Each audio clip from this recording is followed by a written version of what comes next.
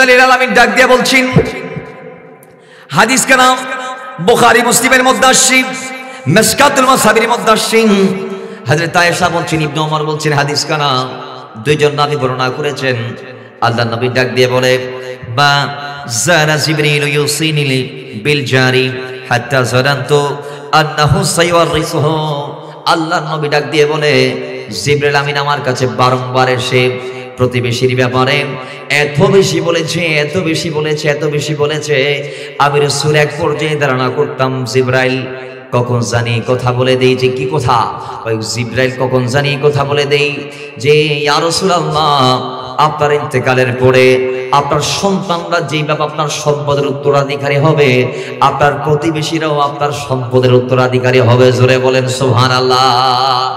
তার মানে নবী বলছেন যে আমি মাঝে মধ্যেই ধারণাটা করতাম যে জিবরাইল আমাকে অতিরিক্ত পরিমাণ যেই প্রতিবেশীর ব্যাপারে বলতো, তো বলা শুনতে শুনতে শুনতে শুনতে জিবরাইলের কথা শুনতে শুনতে এত বেশি বলার কারণে আমি মাঝে মধ্যে ধারণা করতাম যে জিবরাইল না জানি কোন দিন ওইটা বলে দেয়, রাসূল আপনি যখন মারা যাবেন, আপনি যখন ইন্তেকাল করবেন, আপনার যখন ইন্তেকাল হয়ে যাবে, আপনার যখন দুনিয়া থেকে প্রস্থান হয়ে যাবে, আপনি যখন রওজা মুবারকের মধ্যে আরাম ফরমাবেন, তখন আপনার সন্তানদের পাশাপাশি আপনার প্রতিবেশীরাও আপনার সম্পদের মালিক হবে।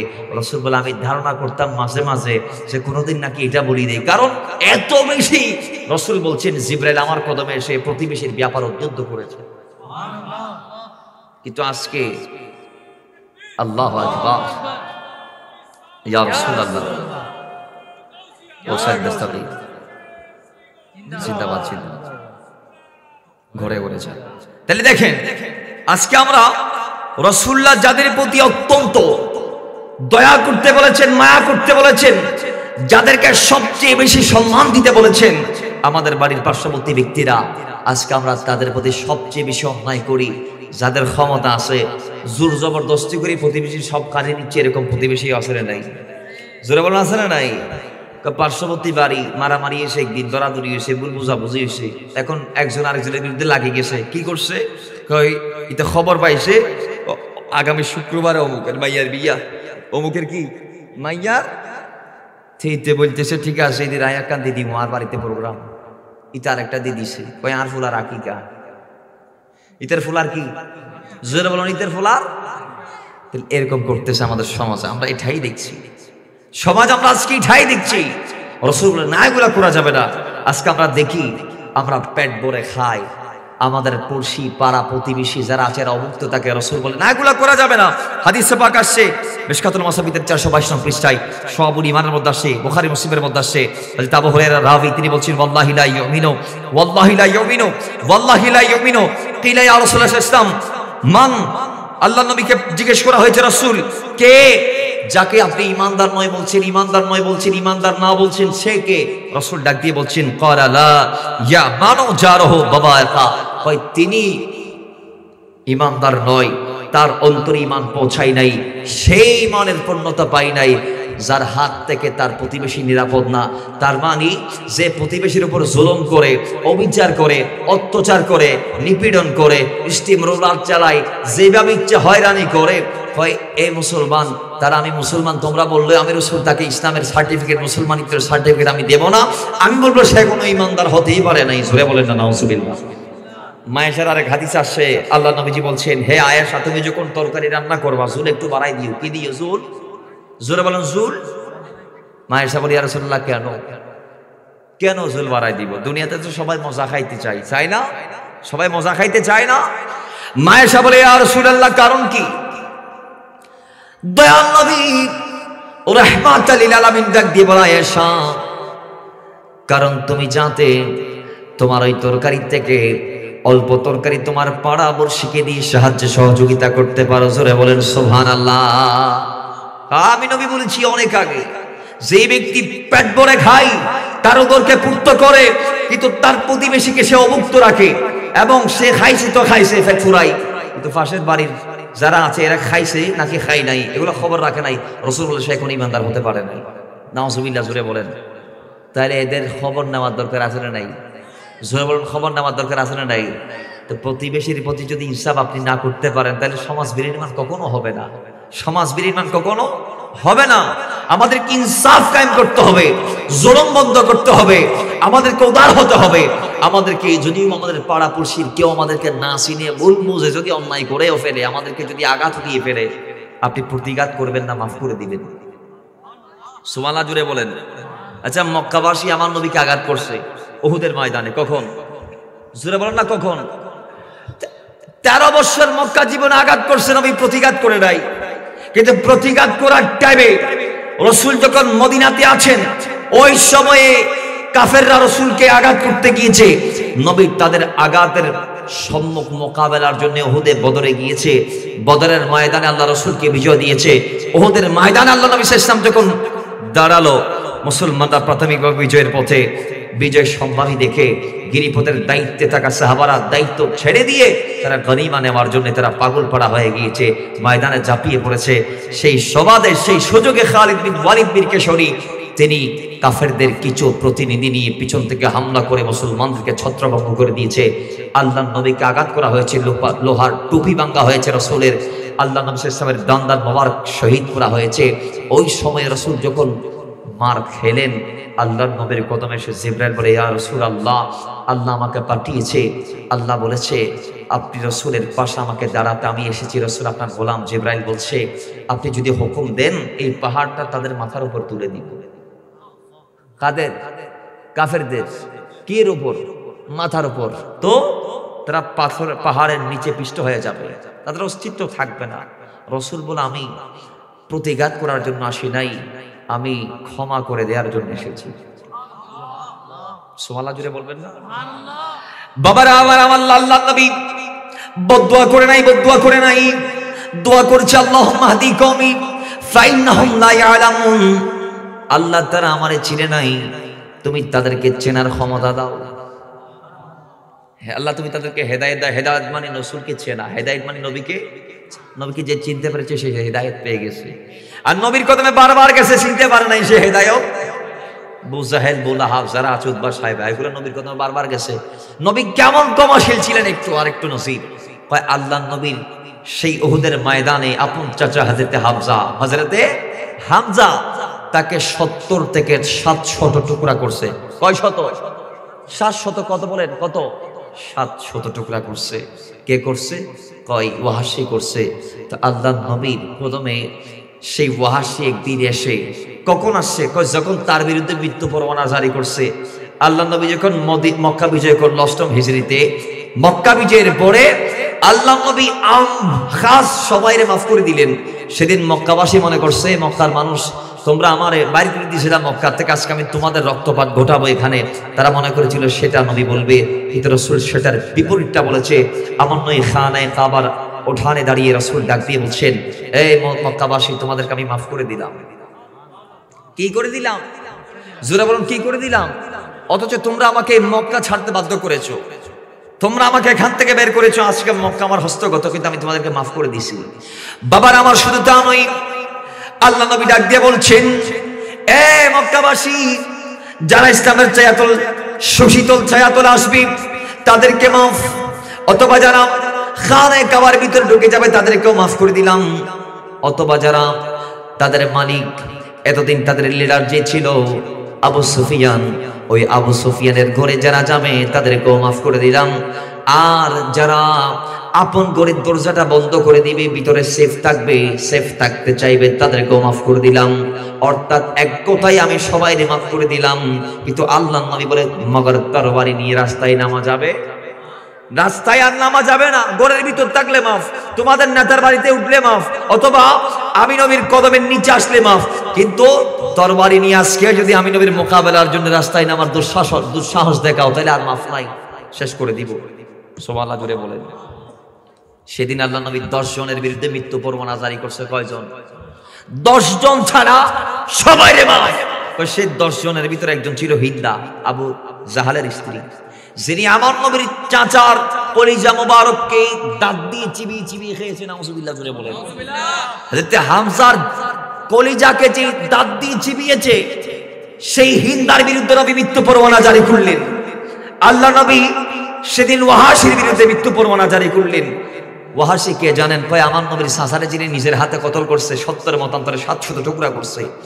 সেই ওয়াহাশির বিরুদ্ধে রাসূল যখন মৃত্যু পরোয়ানা জারি করলেন, সেদিন রাতে ওয়াহাশি বোরকা পরে পাহাড় থেকে নবীর কদমে এসে ডাক দিয়ে বলে, ইয়া রাসূলুল্লাহ, ওয়াহাশি নামক ব্যক্তিটা যার বিরুদ্ধে আপনি মৃত্যুর ফয়সালা দিয়ে দিয়েছেন অলরেডি, আপনি রাসূল আপনার আদালত থেকে যার বিরুদ্ধে মৃত্যুর ফয়সালা দিয়েছেন, সে যদি আপনার কাছে এসে মাফ চায়, আপনি কি মাফ করে দিবেন? সুবহানাল্লাহ, আরো জুড়ে বলেন সুবহানাল্লাহ। শিক্ষার অনেক কিছু আছে এখান থেকে। বাইরে আমার আল্লাহ নবী ডাক দিয়ে বলে, হ্যাঁ আমি মাফ করে দিব। সুবহানাল্লাহ, জুড়ে বলেন। রাসূল তার বিরুদ্ধে মৃত্যু পরোয়ানা দিনের বেলায় জারি করেছে। সেই মৃত্যুর ফাঁসির আসামি তিনি যখন রাসূলের কদমে বোরকা পরিহিত অবস্থায় রাতের বেলায় সে ডাক দিয়ে বলে, ইয়া রাসূলুল্লাহ, নবী রে, ও নবী, ওয়াহাশি যদি আপনার কদমে এসে সে যদি জান ভিক্ষা চাই, সে যদি মাফ চাই, বিনিময় ইসলামটা যদি কবুল করে নেই, রাসূল আপনি তাকে মাফ করবেন নি? রাসূল ডাক দিয়ে বলে, হ্যাঁ আমি দ্বীন ইসলামের খাতিরে ওয়াহাশির মতো হত্যাকারীকেও মাফ করে দিতে রাজি। জুড়ে বলে, কারণ আমি প্রতিশোধ দিতে আসি নাই, ক্ষমা শিখাতে এসেছি। আল্লাহ নবী চাইলে সেদিন পৃথিবীর ইতিহাসের সবচেয়ে শ্রেষ্ঠ প্রতিশোধটা নিতে পারতেন, কিন্তু তিনি নেন নাই, মাফ করে দিয়েছেন। কি করে দিয়েছেন? জোরে বলেন, কি করে দিয়েছেন? মাফ করে দিয়েছে। হিন্দা এসেছে বোরকা পরে, হিন্দা আবু জাহালের স্ত্রী, ইয়া রাসূলুল্লাহ, হিন্দা যদি এসে মাফ চায় আপনি কি মাফ করে দিবেন? মাফ করে দিব। সুবহানাল্লাহ, জোরে বলেন। সে মেকআপ করে বলে, ইয়া রাসূলুল্লাহ, যেই নারী আপনার চাচার কলিজা চিবিয়েছে, খেয়েছে দাঁত দিয়ে, আপনি তাকে মাফ করে দিলেন, তো সে কেমনে আর আপনার থেকে দূরে থাকবে? আমি হিন্দা চাচ্ছি এই মুহূর্তে কলমা পড়ে মুসলমান হতে। আল্লাহ, ইয়া রাসূলুল্লাহ, গোসেন দস্তাবি জিন্দাবাদ, যে ঘরে ঘরে চলে। তাহলে এই জিনিসগুলো আমাদের ভিতর থাকতে হবে। এই ক্ষমার মানসিকতা আমাদের ভিতর রাখা দরকার। আজকে আমরা ক্ষমা পরায়ণ না। আমাদেরকে কোন একদিন কেউ উচ্চস্বর একটা কথা বললে আমরা লাগাই দেই। কি দেই? এটা লাগাই নেই, এখন মুখে বলছে, আমরা লাগাই দিছি। কাই তোর চেয়ে কম নি বেড়া, আগে তুত্তে নিয়ে খাইনি, তুই কি আমার চালাসনি? লাগাই দিছে একটা। ইতে কি আর দেখে থাকবে? ইতে দেখে থাকবে? ইতের চোখ নাই, হাত নাই, ইতে ডাবলটা লাগাই দিছি। আপনি এক হাতে দিয়েছিলেন, ডাবলটা লাগাই দিছে দুই হাতে। আর যদি ক্ষমা করে দিতে পারতেন, আমার ভাই না বুঝে আমাকে বলেছে, আমি মাফ করে দিছি। সুবহানাল্লাহ, জুড়ে বলেন। কিন্তু আজকের সমাজ এগুলা নাই। সমাজ এগুলা প্রতিবেশীর হক কি আজকে আমরা একটু জানব। বাবার আমার, প্রতিবেশী যারা আছে, রাসূলুল্লাহ তো এক মুসলমানের উপর আরেক মুসলমানের 6টি অধিকারের কথা বলছে। এর বাইরেও আমরা নবীজি কর্তৃক এলানকৃত কিছু অধিকারের কথা বলবো, যেগুলো আমাদের সমাজ ওয়ালারা আমাদের থেকে দাবি রাখে, পাবে, আশা রাখে। সুবহানাল্লাহ, জুড়ে বলেন। নাম্বার 1, প্রতিবেশীকে কষ্ট দেয়া যাবে। একটু জোরে বলেন, কষ্ট দেয়া যাবে। 2 নাম্বার, প্রতিবেশী যদি কষ্ট কাউরে দেয়, সহ্য করতে হবে। সহ্য, প্রতিবেশী আপনারা কষ্ট দিচ্ছে, আপনি সহ্য করবেন, কিন্তু বিনিময় স্বরূপ প্রতিবেশীকে কষ্ট দেয়া যাবে না। 3 নাম্বার, প্রতিবেশীর দোষ এগুলো ডেকে রাখতে হবে। এখন আমাদের সমাজ আমরা যেটা দেখি সেটা হচ্ছে, কেউ 1 ইঞ্চি পাইছে, কয় ইঞ্চি, হালকা, এইটারে টানি জোড়া তালি দিয়ে লম্বা করি, ফজরে পুরো সমাজের সবাই বলতেছে, কয় অমুকের ফল এটা করছে আমি দেখছি, অমুকের মাইয়া এটা করতেছে আমি দেখছি। কবরে যাইতে হবে, কবরের পারে দাঁড়িয়ে হাত উঠাইবাম, রবের দরবারে ফরিয়াদ করবাম, আল্লাহ এ আমার এই ভাইয়ের গীবত আমি না বুঝে করেছি, আল্লাহ আমার ভাইয়ের গুনাহটা তুমি মাফ করে দাও, আর আমি যে তার গীবত করছি আমারও তুমি মাফ করে দাও। এখন বলবেন গীবত কি? গীবত হচ্ছে ওইটা যেটা আপনার ভাই করেছে, ওইটা যদি আপনি দেখার পরে তার অনুপস্থিতিতে বলেন, এবং আপনার বলাতে যদি সে কষ্ট পায়, আপনার বলাতে যদি সে আঘাত পায়, তাহলে সেটার গীবত আল্লাহ নবী বলে দিয়েছেন। জোরে বলেন নাউজুবিল্লাহ। আল্লাহ নবী বলেছে গীবত করা যাবে না, গীবত থেকে সেফ থাকো, দূরে থাকো। গীবতের মজলিস যেখানে হয় সেটার পাশ কাটিয়ে অতিক্রম করো, সম্ভব হলে সেখানে যাও, তাদেরকে প্রতিহত করো, তাদেরকে বিরত থাকার জন্য নির্দেশ দাও। সম্ভব যদি হয় তাদেরকে প্রতিহত করো, আর যদি সম্ভব না হয় অন্তর থেকে ঘৃণা করো। এবং যে মজলিসে কোনো বান্দার গীবত হয়, ওই কি মজলিসে তুমি দাঁড়াইয়া যার গীবত হচ্ছে তার প্রশংসার মধ্যে লিপ্ত হয়ে যাও। জোরে বলেন সুবহানাল্লাহ। যদি সম্ভব হয় যার গীবত চলছে একটা মজলিসে, তুমি ওই মজলিসে দাঁড়াইয়া তার প্রশংসা শুরু করে দাও, সুবহানাল্লাহ জুড়ে বলে। কিন্তু সমাজ আজকে এগুলা চলে। কেউ যদি বলে অমুক বেশি খারাপ, তাহলে 60 জন জোড়ো ওই বলবে ওই আসলে ইতের মারাত্মক মানুষে না, ইতের মতো তো আসলে খারাপ মানুষ দুনিয়াতে আর একটা নাই। এই সমাজ আজকে এগুলাই চলে। কিন্তু রসুল বলে দাও আমার সামনে আরেক ভাইয়ের গীবত করিও না, সুবহানাল্লাহ পড়বেন না। সমাজে কি এগুলা চলে না। কিন্তু রসুল বলছে এগুলা করা যাবে না। যারা গীবত করছেন তার কবরে গিয়ে মাপ চাইতে হবে। আজকে গীবতকারী যদি আপনি বলেন ভাই আপনি গীবত করতেছেন কেন, ইতে বলবো আপনারা গলা বড় করি আমি কি মিছো কথা কইতেছি নি, আই কি মিছো কথা কইতেছি নি। রসুল বলে হাসা কথা, এটা করছে তোমার ভাই করছে, কিন্তু তুমি বলাটা গীবত। তোমার ভাই এটা করছে এটা সত্য, কিন্তু তুমি বলতে পারবা না, বলাটা কি গীবত। যদি তোমার বলাতে যদি সে কষ্ট পায় তাহলে ওইটা গীবত। এটা করা যাবে কিন্তু শুধরে দেয়া যাবে। তোমার ভাই যদি কোনো অন্যায় করে, তোমার দায়িত্ব মানুষকে বলে বেড়ানো নয়, তাকে গিয়ে শুধরে দেয়া ভাই তোমার এটা ভুল হচ্ছে, এটা তুমি না করলে ভালো হয়। সুবহানাল্লাহ জুড়ে বলেন। বলার একটা সিস্টেম আছে না নাই। আবার 10 জনের সামনে ধরে এইদিকে আই তুই এটা কি করলি, এটাও আবার ঠিক না, এটাও আবার ঠিক না। তাকে ডেকে নিয়ে প্রত্যেক ব্যক্তির সম্মান আছে না নাই। একটা ছোট্ট বাচ্চারও সম্মান আছে, এই বাচ্চাটারও সম্মান আছে। সে সম্মান শিখেছে, সে সম্মান, যার আত্মসম্মান তার ভিতর আছে, তাকে যদি আমি এই ভরা মজলিসে যদি বেইজ্জত করি তার গায়ে লাগবে কি লাগবে না? আমি যদি তারা ভালোটা বললেও সে আর মানতে চাইবে না। আমি যদি তার আর কোরআন সুন্নাহ দিয়ে বললেও সে আর মানতে চাইবে। এজন্য পার্সোনাল ডেকে নিয়ে কারো একটা খারাপ সাইড দেখলে আমরা গীবত না করে, লোক সম্মুখ তাকে আমরা উপদেশ না দিয়ে পার্সোনাল ডেকে ভাই এদিকে আই, তোর সাথে আমার কথা আছে, 5টা মিনিট আমরা দে, 10টা মিনিট আমরা দে, অথবা 10টা সেকেন্ড আমারে দে, তোর সাথে আমি কথা বলবো। এরপর ডাকি নিয়ে যাই, চাটা খাওয়াই, নিজের পকেট থেকে 100 টাকা খরচ করি, ঈদের মনটা আগে ভালো করে দিবেন, কফি টফি যখন খাওয়াই দিবেন, এরপর ঈদের মন ফাতলে যাবে। তারপর যখন বলবেন এটা না করলে মনে হয় ভালো হয়, তখন সে বুঝতে পারবে ইনশাআল্লাহ। কিন্তু আমরা কি এগুলা করি না, বরং ওইটা বলে বেড়াই। রাসূল বলে প্রতিবেশীর গীবত করা যাবে না, এবং প্রতিবেশীর ইজ্জত সম্মান রক্ষার দায়িত্ব আল্লাহ তোমাকে দিয়েছে। সুবহানাল্লাহ জোরে বলেন। কোন বাইরের মানুষ যদি বলে অমুক খারাপ, তাহলে আপনি বলবেন তার বাড়ির পাশের মানুষ আমি জানি ইতের মতো ভালো মানুষ দুনিয়াতে নাই। সুবহানাল্লাহ পড়েন না, সেখানে আপনি নাম করবেন। এরপরে কি? এরপরে হচ্ছে প্রতিবেশীর খোঁজ খবর নেয়া, যেটা আমরা আগে হাদিস দিয়ে বলেছি। সে খাইতে পারছে কি পারছে না, তার ঘরে সব আছে না নাই, তার ঘরে কোনো কিছুর ঘাটতি আছে কিনা। আজকের সমাজ আপনি দেখবেন, আমাদের সমাজে অনেক গরিব মানুষ আছে, তাদের ছোট ছোট বাচ্চা আছে, এই শীতের কাপড় শীতের জামা তারা তাদের পোড়া ভাইনদেরকে দিতে পারছে কি পারছে না, তাদের বৃদ্ধ মাদেরকে খাবার দিতে পারছেন কি পারছেন না, এগুলা খবর আপনাদের রাখতে হবে। আপনার দায়িত্ব আল্লাহ আপনার কাঁধে দিয়েছে। এরপর কি? এরপর হচ্ছে প্রতিবেশীর সহযোগিতা এগিয়ে আসা। এরপরে প্রতিবেশী যখন অসুস্থ হয়ে যাবে তাকে দেখতে যাওয়া, প্রতিবেশীর সাথে সদাচরণ করা, হাদিয়া আদান প্রদান করা, কাবারের প্রতিবেশীকে শরিক করা। এরপরে প্রতিবেশীর প্রয়োজনকে অগ্রাধিকার দেয়া। যেমন কোন প্রতিবেশী আসছে, 80 টাকা দিয়ে বলতেছে ভাইরে শুক্রবার বলে তুমি তোমার ফুলার আকিকা দিছো? কয় হ্যাঁ। আমি তো আমার মায়ের বিয়া দিয়ে দিছি। ঠিক আছে, আমি আমার ফুলার আকিকা পরে শুক্রবারে দিব। সুবহানাল্লাহ দেশে নাই। ইতারা বলছে যে আরা হাইতেন আরা এই কি আপনারা বলতেছেন নি? আপনাদেরকে পারতে হবে ইসলামের জন্য, আল্লাহ রাসূলের জন্য। আমরা পারতে চাই কি চাই না? আমরা প্রতিবেশীর প্রয়োজনকে অগ্রাধিকার দিতে চাই কি চাই না?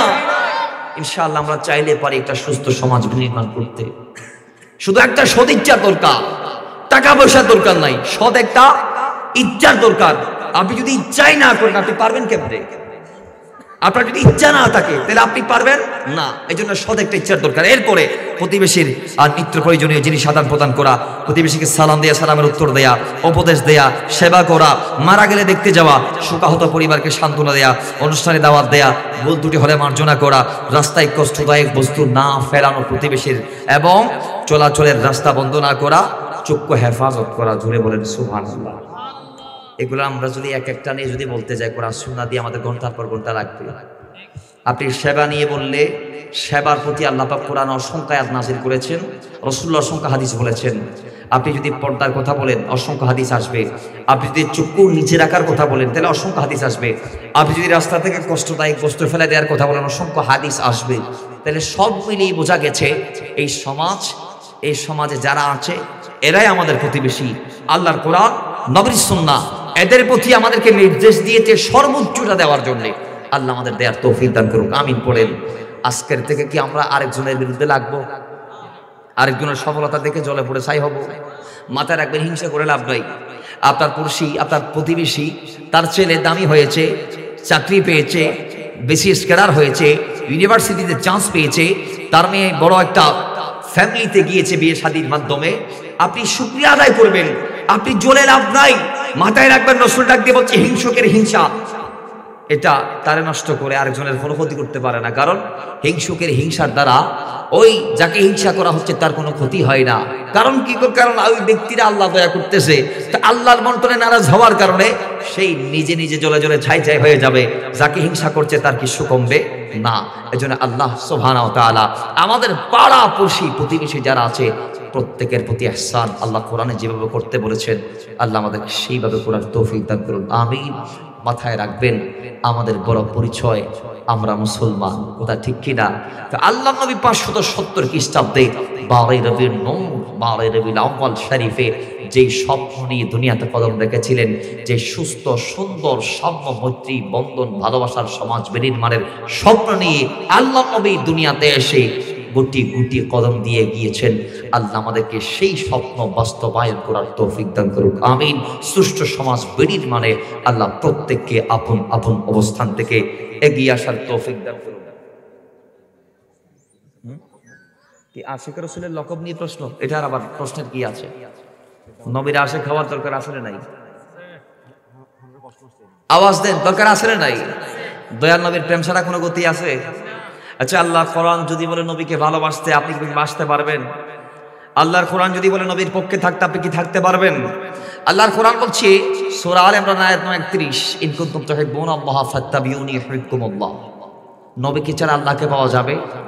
সূরা তাওবার 24 আয়াত আল্লাহ বলছেন কুল ইন কানা আবাউকুম ওয়া আবনাউকুম ওয়া ইখওয়ানুকুম ওয়া আজওয়াজুকুম ওয়া আশিরাতুকুম ওয়া আমওয়াল ইখতারাফতুমুহা ওয়া তিজারাতুন তাখশাউনা কাসাদাহা ওয়া মাসাকিনু তারদাউনাহা আহাব্বা ইলাইকুম মিনাল্লাহি ওয়া রাসূলিহি ওয়া জিহাদিন ফি সাবিলিহি। জোরে বলেন না সুবহানাল্লাহ। আল্লাহ বলছে এই ইমানদার, ইমানদার কে জানো? যিনি দুনিয়াতে যা আছে এক কথাই, আল্লাহ এখানে বলছে কুল ইন কানা আবাউকুম, মা বাবা, ওয়া আবনাউকুম সন্তান সন্ততি, ওয়া ইখওয়ানুকুম নিজের স্ত্রী যা আছে এক কথাই, নিজের ভাইটাই যা আছে, ওয়া আজওয়াজুকুম নিজের স্ত্রী স্ত্রী যা আছে। এরপর রাসূল বলতে বলতে আশিরাতুকুম বংশের কথা বলেছে, আমওয়ালুকুম সম্পদের কথা বলেছে, এবং পছন্দের বাসস্থানের কথা বলেছে। সূরা তাওবার 24 আয়াত আল্লাহ বলছে এই সবগুলোর চেয়ে আহাব্বা ইলাইকুম মিনাল্লাহি ওয়া রাসূলিহি, আল্লাহ আল্লাহ রাসূলকে বেশি ভালোবাসতে হবে। সুবহানাল্লাহ, জুড়ে বলেন ইয়া রাসূলুল্লাহ। মাশাআল্লাহ মাশাআল্লাহ মাশাআল্লাহ মাশাআল্লাহ। আমার ভাইটা একটু আগেই নারে তাকবীরের স্লোগান দিয়েছিল, কিন্তু নারে রিসালাত দেয় না, কিন্তু আলহামদুলিল্লাহ এখন দিয়েছে। আমরা কবুল, মারহাবা মারহাবা। আমার ভাই বুঝতে পেরেছে। সুবহানাল্লাহ পড়বেন না? আমাদের বড় পরিচয় তো আমার নবী।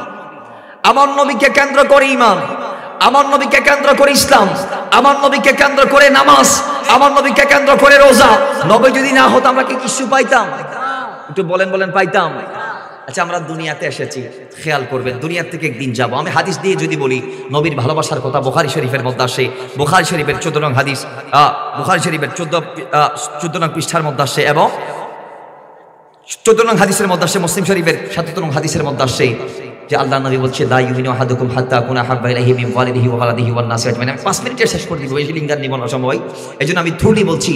রাসূল বলছে নিজের মা বাবা সন্তান সন্ততি এখানেও, ইভেন কি নাস আজমাইন দ্বারা দুনিয়ার সবাইকে বুঝিয়েছেন, সবার চেয়ে নবী বলছেন আমি রাসূলকে বেশি ভালোবাসি। ভালোবাসতে পারলে ঈমানদার। সুবহানাল্লাহ পড়বেন না? নবীর ভালোবাসা হতে হবে সৃষ্টিতে সবার চেয়ে বেশি। সুবহানাল্লাহ। আর স্রষ্টা হিসেবে আল্লাহর ভালোবাসা হতে হবে সবচেয়ে বেশি, কারণ আল্লাহ বলেছে আশাদ্দু হুব্বান লিল্লাহ, আমি আল্লাহকে সবচেয়ে বেশি ভালোবাসো। আর আল্লাহ তো সৃষ্টি নয়, আল্লাহ তো স্রষ্টা। তো সৃষ্টি জগতে কার ভালোবাসা বেশি? হয় সৃষ্টি জগতের নবী বলে দিয়েছে আমার নবীর ভালোবাসা বেশি। জোরে বলেন না সুবহানাল্লাহ। আমরা নবীকে ভালোবাসতে চাই কি চাই না? সাহাবায়ে কেরাম নিজের মা রে দিয়ে দিছে, বাবারে দিয়ে দিছে, সন্তান সন্ততি সব কুরবান দিয়েছে, নিজের পছন্দের যা আছে ইস্তাবার ইস্তাবার সম্পদ দিয়ে দিছে আমার নবীর জন্য। দিতে দিতে আনাসের মা আমার নবীর পাশে দাঁড়িয়ে আছে, একদিন গিয়ে দেখে আমার নবীর কদমে ভালোবাসে কেউ খেজুরের বাগান লিখে দেয়, কেউ উট দিয়ে দেয়, কেউ ঘোড়া দিয়ে দেয়, কেউ নিজের স্থাবর সম্পদ দিয়ে দেয়। আনাসের মা বলে, ইয়া রাসূলুল্লাহ, নবী আমার তো দেওয়ার মতো আপনাকে কি শোনাই, আমার একটা 10 বছরের সন্তান আছে যার নাম আনাস। আমরা যারা বাবা আছি, মা আছি, বলুন আপনার জীবনের চেয়ে দামি যিনি, তার নাম সন্তান। কথা ঠিক কি না? প্রত্যেক মা বাবার কাছে আমি বাবা হওয়ার পর সেটা দেখছি যে প্রত্যেকটা বাবার জীবনে সবচেয়ে দামি হচ্ছে তার সন্তান, সবচেয়ে মূল্যবান হচ্ছে তার সন্তান, এবে কি নিজের জানের চেয়েও বেশি। কথা ঠিক নেবে ঠিক? ওই আনাসের মা নিজের 10 বছরের বাচ্চাটারে নবীর কদমে নিয়ে গিয়ে বলে, ইয়া রাসূলুল্লাহ, আমার কাছে আপনাকে দেয়ার মতো কি শোনায় একটা সন্তান আছে নবী, আমি সেই আনাসকে আপনাকে দিয়ে দিলাম। ভালোবেসে নিজের সন্তান দিয়ে দিছে। বুখারী শরীফ আরেকটা হাদিস আসছে, হযরতে বারা ইবনে আযিব, হযরতে উরওয়া ইবনে মাসউদ রাদিয়াল্লাহু তাআলা বর্ণনা করছেন হাদিস কানা। হাদিসের মধ্যে দেখা যায়, উরওয়া বলছে, আমি যখন হুদায়বিয়ার সন্ধির প্রস্তাব নিয়ে নবীর কদমে গিয়েছিলাম, আমি দেখেছি সাহাবায়ে কেরামকে আমার নবী কেমন মহব্বত করতে, আল্লাহর কসম আমি দেখি নাই কোন রাজা বাদশাকে তাদের প্রজারা এরকম মহব্বত করতে। জোরে বলেন সুবহানাল্লাহ। আমি কিরম মহব্বত করতে দেখছি জানেন? আমি এমন মহব্বত করতে দেখেছি, অতিরিক্ত তাকবীর দেওয়া দরকার নাই, আমি এমন মহব্বত করতে দেখেছি যে আমি দেখতে পাচ্ছি আল্লাহ নবী রাহমাতাল লিল আলামিন যখন তুতু ফেলতেন, কি ফেলতেন? তুতু। আল্লাহ নবী তুতু ফেলার সঙ্গে সঙ্গে 1400 সাহাবী হাত প্রসারিত করে দিতেন সেই তুতু নেওয়ার জন্য। কি নেওয়ার জন্য? নবীর তুতু মুবারক। হযরতে উরওয়া বলছে, ওয়াল্লাহি ইন তারাখামা নুখামাতান ইল্লা ওয়াকাত ফি কাফি রাজুলিন মিনহুম ফাদালাকা বিহা জিলদাহু ওয়াজহাহু ওয়া জিলদাহু। কই উরওয়া বলছেন, আমি দেখেছি আমার নবী তুতু নিক্ষেপ করলে 1400 মতান্তরে 1500 সাহাবী হাত প্রসারিত করে সেই তুতু নেওয়ার চেষ্টা করেছে, এবং যে পাইছে সেই তুতু নিয়ে মুখে বুকে মালিশ করেছে। কেমন ভালোবাসা! দুনিয়াতে বালা আমরাও বাসি, গার্লফ্রেন্ডে, মা রে, বাবা রে, বন্ধুরে, বান্ধবরে। কথা ঠিক নেবে ঠিক? যদিও গার্লফ্রেন্ডেরটা ছাড়া বাকি সব জায়েজ আছে, গার্লফ্রেন্ডের ওইটা ছাড়া সমস্ত ভালোবাসা। মাথা রাখবেন, বিয়ের আগে একজন সন্তান, একজন যুবক 14 জন নারীর সাথে প্রেম করতে পারে। সুবহানাল্লাহ জুড়ে বলেন। খোদার কসমে 14 জনের একজনও বিয়ে করা জায়েজ নাই। এই 14 জনের একজনেরও বিয়ে করা, এবং একজন নারীও 14 জন পুরুষের সাথে প্রেম করতে পারে। খোদার কসম, এই 14 জন পুরুষের একজনেরও বিয়ে করা জায়েজ নাই। সুবহানাল্লাহ পড়বেন না? তাহলে আপনি যে পার্কে যাচ্ছেন, হাত ধরে হাঁটতেছেন, হ্যাঁ, ফেমার নাম দিয়ে, এগুলা কি জায়েজ আছে? হ্যালো ইত্যাদি ইত্যাদি, হাই হ্যালো ফ্রেন্ড রিকোয়েস্ট পাঠাই, এর তারপরে নক দেয়া, হ্যাঁ, আসসালামু আলাইকুম ফাতেমা আপু, ওইখান থেকে ভুল, ওইখান থেকে নামতে নামতে একেবারে বান্ধবী। কথা ঠিক কিনা বলেন না ভাই? এগুলা কি জায়েজ আছে? বলেন আছে নি? সমাজ এগুলা আছে না নাই? চলতেছে কি চলতেছে না? সামনে 14ই, আজকে কয় তারিখ? এই তো 12টার পরে 2 চলে আসছে, আর 11 রাত 4 কই রাত, হ্যাঁ, 11 রাত 4 একটা গোলাপের গায়ে এমন আগুন লাগবে, গোলাপ একটার দাম হবে 1000-এর উপরে। কথা ঠিক নেবে ঠিক? আচ্ছা, ইমানদারের জন্য নির্দিষ্ট কোনো ভালোবাসার দিন আছে? আল্লাহ বলছে, আশাদ্দু হুব্বান লিল্লাহ, আমি আল্লাহকে সবচেয়ে বেশি ভালোবাসো। এখানে আল্লাহ কোনো ওয়াক্ত, টাইম, কাল, সময় নির্ণয় করে, নির্ধারণ করে। একজন সন্তান মা বাবাকে ভালোবাসবে কি বছর একদিন, মাসে একদিন, সারা জিন্দেগি? কথা বলেন, সারা গোলাম আশিক আমার নবীকে ভালোবাসবে কি একদিন, নাকি পুরো জিন্দেগি? তাহলে আপনি এগুলা একদিন, এগুলা কি? এগুলা একজন ক্যাথলিক খ্রিস্টান, সে একজন খ্রিস্টান ব্যক্তি একটা মেয়ের প্রেমে ফেদা হয়ে 30 জীবন দিছে, মানুষ তারে বাইরে মেরা ফেলেছি, এগুলো আমার দরকার কি? এগুলার দিবস বানাই ইত্যাদি ইত্যাদি করি, আমার লাভটা কি? যে যুবকগুলা 14 ফেব্রুয়ারিতে গার্লফ্রেন্ডের ফুল দেয়, খোদার কসম নিজের মার কোনোদিন আই লাভ ইউ বলে নাই, এরা কোনোদিন রোজ নিজের মারে তারা দেয় নাই। লজ্জা করে না মুসলমান? ঘন্টায় ঘন্টায় ফোন দিয়ে আই লাভ ইউ, 7 বার 8 বার 10 বার, মিনিটে মিনিটে I love you, I love you, I love you. কি আজীব জমানা, আই লাভ ইউর জমানা চলতেছে বর্তমানে। আর এই ফুলানা জীবনে বলে না আব্বা তোমারে ভালোবাসে, প্রেমিকের হাতে সোমা দেই। খোদার কসম মার হাতে কিন্তু কোনোদিন সোমা ফেমিকে যদি কয় আর সিজা দিতে সিজদাও মার দিব, দিদা করবে না তো, তে ফাগুলে গেছে, কি উন্মাদও গেছে। ঈদের আর কোনো ধর্মকর্ম নাই, ঈদের বড় পরিচিত প্রেমিক। তো প্রেমটা আল্লাহ রসুলের সাথে করেন না, ওয়াশ করণীয় হয়ে যাবে। প্রেম আল্লাহ রসুলের সাথে করলে সিদ্দিক আকবর হতে পারবেন, মাওলা ওমর হওয়া যাবে, ওসমান গনি হওয়া যাবে, হায়দার একরার হওয়া যাবে। কথা বলেন ঠিক কি না? আল্লাহু আকবার, নারে রিসালাত, ইয়া রাসূলুল্লাহ, নারে গাউসিয়া, ওয়াসান দাস্তাবি, শাহেনশাহ শ্রীকর, জিন্দাবাদ, আহলে সুন্নাত ওয়াল জামাত, জিন্দাবাদ। একজন গাদার অন্তরে যদি নবীর প্রেম থাকতে পারে, গাদা গাদা। হাদিসটা যদি বলি অনেক লম্বা হাদিস, আমি শর্ট করে বলছি, একটু খেয়াল করবেন যে আল্লাহ নবী রাহমাতুল লিল আলামিন খায়বার বিজয়ের পরে, হাদিসটা আসছে খাসাইসে কুবরার মধ্যে, হাদিসটা আসছে শিফা শরীফের মধ্যে, যে ইবনে আসাকির আবু মনজুর রাদিয়াল্লাহু তাআলা থেকে হাদিসটি কোট করেছেন যে খায়বার বিজয়ের পরে আল্লাহ নবী গনিমতের মাল বন্টন করতেছেন। গনিমা মানে আমরা সবাই জানি যুদ্ধের ময়দান থেকে পাওয়া সম্পদ, যুদ্ধের মাঠ থেকে পাওয়া সম্পদকে গনিমতের মাল বলা হয়। কিসের মাল? গনিমতের মাল, যেগুলোকে যুদ্ধলব্ধ সম্পদ বলা হয়। তো গনিমতের মাল স্বরূপ খায়বার বিজয়ের পরে রাসূল একটা গাদা পেয়েছে। কি পেয়েছে? ওই গাদার নাম ছিল ইয়াজিদ ইবনে শিহাব। নাম ছিল কি? ইয়াজিদ ইবনে শিহাব। সে যখন আমার নবীর কদমে গেছে, সে আমার নবীর সাথে কথা বলা শুরু করে দিয়েছে। আমার নবী পশু পাখির ভাষা বুঝে কি বুঝে না? হরিণী আমার নবীর সাথে কথা বলে কি বলে না? উট আমার নবীর সাথে কথা বলে কি বলে না? একজন সাহাবী আমার নবী দরবার উট নিয়ে আসি, বিচার দিচ্ছে, উটের বিরুদ্ধে বিচার দেয় নবীর কদমে। ইয়া রাসূলুল্লাহ, আমার উট আমার কথা শুনে না, আমার উঠে আমি মোজা তোজা ধরে দিলি, তার নড়ে না চড়ে না। ইয়া রাসূলুল্লাহ, এটার বিচার করুন। নবী উটের সাথে কথা বলেন, ওট সমস্যা কি? কই, ইয়া রাসূলুল্লাহ, আমার মালিক অত্যন্ত বড় লোভী মানুষ, এটা আরে খাওয়াই কম, হাত থেকে নেই বেশি। এরকম কিছু সমাজ আছে না নাই? আরো জোরে বলুন, আছে না নাই? তাহলে আমার নবী উঠের ভাষাও বুঝে কি বুঝে না? হরিণীর পাশ দিয়ে নবী চলে যায়, হরিণ ডাক দিয়ে বলে, ইয়া রাসূলুল্লাহ। আমার নবী পিছন ফিরে দেখে হরিণী। হরিণ ডাক দিয়ে বলে, ইয়া রাসূলুল্লাহ, নবীর শিকারী আমারে বন্দী করেছে, আমি মুক্তি চাই। রাসূল, আপনি যদি আমারে মুক্তি দেন, আমার দুটা বাচ্চা আছে, তাদেরকে দুধ পান করি, আমি আবার চলে আসবো। ইয়া রাসূলুল্লাহ, আমাদের মুক্তির ব্যবস্থা করেন। নবী বলে, শিকারী এদিকাই। হরিণী আমার কাছে অনুরোধ করেছে তার সাময়িক সময়ের জন্য ছেড়ে দিতে। আমি তো তোমার কাছে অনুরোধ করলাম, তারে ছাড়ি দাও। সে বলতেছে, শিকারী আর কি? কই, ইয়া রাসূলুল্লাহ, আপনি এটা কি বলতেছেন? ইতারে ছাড়িলি তার আসবো নি? হরিণের যদি আয় ছাড়ি দিতে কি আর আসবে? নবী বলে, আমি জিম্মাদার। জিম্মাদার কে? আমি রাসূল। যদি সে না আসে, ক্ষতিপূরণ আমি দেব। সে রাসূলের পাকের কথা শুনে ছাড়তে বাধ্য হয়েছে। হরিণী চলে গেছে, রাসূল দাঁড়িয়ে আছে। খোদার কসম, কিছু কাল ক্ষেপণের পর দেখা যায় হরিণী তার সঙ্গে আরো দুইটারে নিয়ে হাজির হয়ে গেছে। ইয়া রাসূলুল্লাহ, আমার দুইটা বাচ্চা আপনার কথা শুনে চলে আসছে। শিকারী বলছে যে, ও খোদা, এটা কি হইল?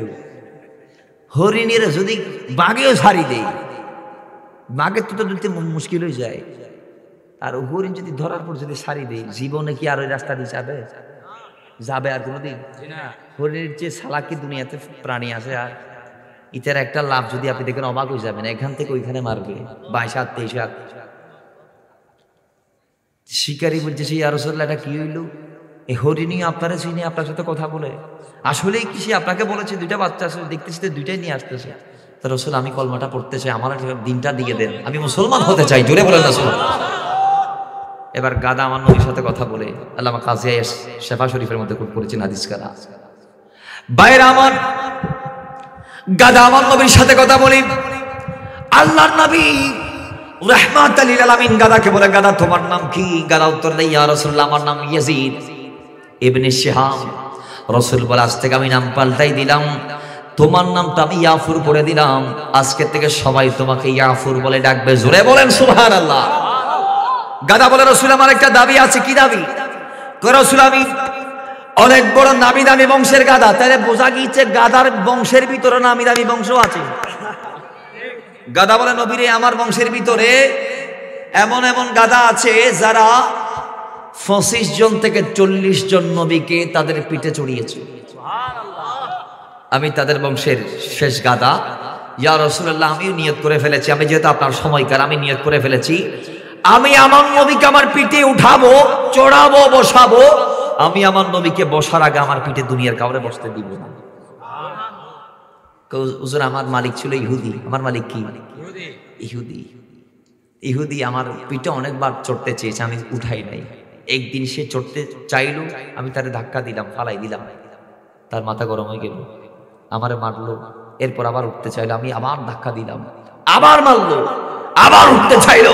রাসূল বারংবার মার খেয়েছি, সহ্য করেছি, তারপরও যে আসন মুস্তাফা আপনার জন্য বরাদ্দ করেছি, সেই পবিত্র আসনে আমি কোন নাপাক ব্যক্তিকে বসতে দেই নাই। জোরে বলেন না সুবহানাল্লাহ। নারে তাকবীর, আল্লাহু আকবার, নারে রিসালাত, ইয়া রাসূলুল্লাহ, নারে গাউসিয়া, জিন্দাবাদ, আহলে সুন্নাত ওয়াল জামাত জিন্দাবাদ। তেরে গাদা বলছি, ইয়া রাসূলুল্লাহ, আমি তারে কোনোদিন আমার পিঠে বসতে দেই নাই। রাসূল, আজকে আমি ধন্য, আমি আপনার কদমে কবুল হয়েছি। তো রাসূলুল্লাহ তাকে এমন ভাবে শিক্ষা দিলেন যে সে আমার নবীর গোলামি করেছে। গাদাটা কিভাবে কয়? রাসূলের পাকের যখন কোনো সাহাবীকে প্রয়োজন হতো, নবী যদি বলতেন গাদা যাও সিদ্দিক আকবরকে ডেকে আনো, খোদার কসম সেই গাদা সিদ্দিক আকবরের দরজায় যেত, গিয়ে মুখ দিয়ে একটু আঘাত করতো, করাঘাত করতো। তো সিদ্দিক আকবর সহ প্রত্যেক সাহাবী যখন নবীর গাদাটাকে দেখতো তাদের ঘরের পাশে, তখন তারা বুঝতে পারতো গাদা এমন আসে নাই, এমন আসে নাই, নবী ওই সাহাবীকে ডাকতে পাঠিয়েছে। জুড়ে বলেন না সুবহানাল্লাহ। সঙ্গে সঙ্গে সাহাবী নবীর কদমে চলে যাইতো। গাদার অন্তরে নবীর প্রেম আসলে নাই? কেমন আছে আর একটু ব্যাখ্যা। উনি শুধু কাফের মালিককে নবীর ভালোবাসায় তোলে না, এটা নয়। একদিন রাসূলুল্লাহ দুনিয়ার থেকে বিদায় নিল। গাদার কানে যখন সংবাদ এসেছে, গাদার সহ্য করতে পারে নাই। গাদা কূপের মধ্যে গিয়ে লাফ দিয়ে আত্মহত্যা করে ফেলেছে। কেমন নবীর প্রেমিক ছিলেন, ওয়াইস করনি, কেমন নবীর প্রেমিক সিদ্দিক আকবর কেমন। আচ্ছা, দুনিয়াতে এমন কোন পাগল আছে যিনি ইসলামের জন্য দিতে দিতে দিতে চুলার ছাই পর্যন্ত দিয়ে দিবে? বর্তমান জমানায় তন্ন তন্ন করে খুঁজলে পাবেন। দুনিয়াতে এমন কোন প্রেমিক আছে যিনি বলতেছে সন্তানের প্রশ্নের উত্তরে, সন্তান যখন বলছে আব্বা আমি বদরের ময়দানে কয়েকবার আপনারা পাইছিলাম তরবারির নিচে, আমি মারলে আপনি চলে যাইতেন, আমি মারি নাই। বাবা বলে, বাবা আমার জায়গায় যদি আপনি হইতেন, আপনি যদি আমারে পাইতেন, আপনি কি করতেন? আমি হইলে ছাড় দিতাম না, তুমি আমার নবীর বিরুদ্ধে যাওয়াত আমি তোমার গর্দান 2 টুকরা করে দিতাম। তাহলে বোঝা গিয়েছে সাহাবায়ে কেরামদের অন্তরে আমার নবীর ভালোবাসা সবার চেয়ে বেশি। তারা প্রমাণ দিয়েছে, নবী যখন মদিনা থেকে মক্কা থেকে মদিনায় গেছে, সাহাবায়ে কেরাম মাকে মক্কায় ফেলে মদিনায় চলে গেছে, নিজের স্ত্রীকে মক্কায় ফেলে মদিনায় চলে গেছে, আপন সন্তানকে মক্কায় ফেলে মদিনায় চলে গেছে, ব্যবসা বাণিজ্য পছন্দের গাড়ি বাড়ি সব মক্কায় ছেড়ে নবীর জন্য তারা খালি পকেটে, খালি হাতে পরার পোশাক যেটা পরনে আছে ওইটা নিয়ে মদিনায় চলে গেছে। প্রমাণ দিয়েছে রাসূল আপনার ভালোবাসা আমাদের অন্তরে সবার চেয়ে বেশি। নবীর ভালোবাসা যাদের কাছে আছে তাদেরকে তো আশিক রাসূল বলা হয়। তাদেরকে কি বলা হয়? আশিক রাসূল বলা হয়। ইশক এটা ফারসি শব্দ, মোহাব্বত আরবি, বাংলায় প্রেম, প্রেমিক। সুবহানাল্লাহ জুড়ে বলেন। নবীরে ভালোবাসার দরকার আছে না নাই? আল্লাহরে ভালোবাসার দরকার আছে না নাই? যিনি আল্লাহরে ভালোবাসে তিনি আল্লাহর প্রেমিক, নবীরে ভালোবাসে তিনি নবীর প্রেমিক, মা বাবা যারা ভালোবাসে তার মা বাবার প্রেমিক। গার্লফ্রেন্ডের প্রেমিক বলতে আমাদের দেশে সমস্যা নাই, কিন্তু নবীর প্রেমিক বললে অনেকের মাথা বুঝে আসে না, গরম হয়ে যায় না, না বুঝে। আল্লাহ বুঝার তৌফিক দান করুন। আরো জুড়ে বলেন। আরেকটা প্রশ্ন আসছে, একজন বলেছেন সশরীরে নাকি মেরাজ হয়নি, স্বপ্নযুগ হয়েছে, বিস্তারিত জানতে চাই। সময় তো অনেক লাগবে, আমি শর্টকাট করে বলি যে আল্লাহর নবী সাল্লাল্লাহু আলাইহি ওয়াসাল্লাম তিনি তার পুরো জিন্দেগিতে মেরাজ করেছে 34 বারের উপরে। হাদিসে পাক আসছে, মায়েশার হাদিস, মায়েশা বলছেন, বুখারীর হাদিস, মা ফাকাতু জাসাদা রাসূলুল্লাহ সাল্লাল্লাহু আলাইহি ওয়াসাল্লাম ফি লাইলাতুল মেরাজ, কই আমি দেখি নাই মেরাজের রাতে নবীর দেহ আমার থেকে আলাদা হতে। তার মানে মা আয়েশা বলছে নবী মেরাজের রাতে আমার সাথে কি বিছানায় ছিল। এখান থেকে আমার কিছু ভাই দলিল দেই, তার মানে রাসূল পাকের দেহ যেহেতু মা আয়েশার ঘরে ছিল, সেহেতু নবীর দেহ দুনিয়াতে ছিল, রূহ গিয়েছে, সশরীরে মেরাজ হয় নাই তাদের দাবি। আচ্ছা, এখান থেকে 34 জনের উপরে সাহাবী মেরাজের হাদিস বর্ণনা করেছে। রাসূল পাকের টোটাল জিন্দেগিতে মেরাজ হয়েছে 34 বার।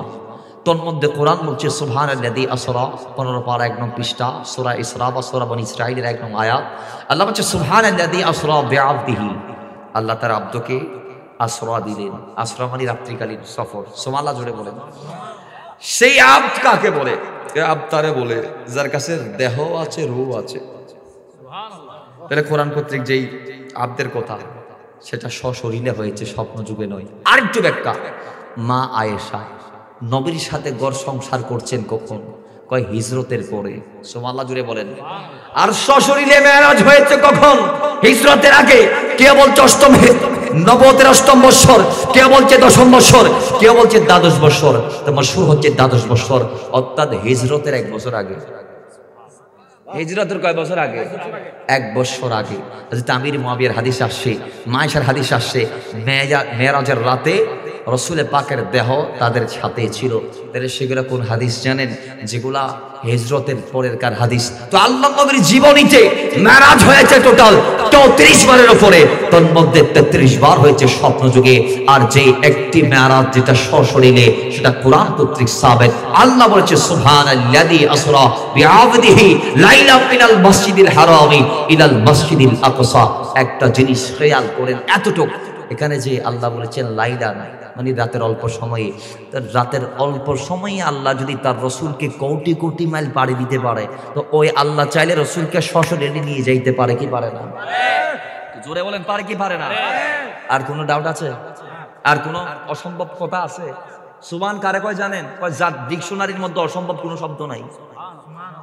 এই জন্য আল্লাহ আগে বলে দিয়েছেন শব্দের শুরু, বাক্যের শুরুতে, আয়াতের শুরুতে সুবহানাল্লাযী। সুবহান মানে পবিত্র সেই সত্তা, আল্লাযী যিনি আসরা ভ্রমণ করিয়েছেন লাইলান রাতের অল্প সময়ে মিনাল মসজিদিল হারামে, হারাম থেকে ইলাল মসজিদিল আকসা, আকসা পর্যন্ত। সুবহানাল্লাহ জুড়ে বলেন। তাহলে সুবহান তাকে বলে যার ডিকশনারিতে অসম্ভব কোনো শব্দ নাই। এবার আসুন আরেকটা প্রশ্ন, দয়াল নবীর শাফাত কোরআন দ্বারা সাব্যস্ত নয়, নাউজুবিল্লাহ। এইটা যে বলবে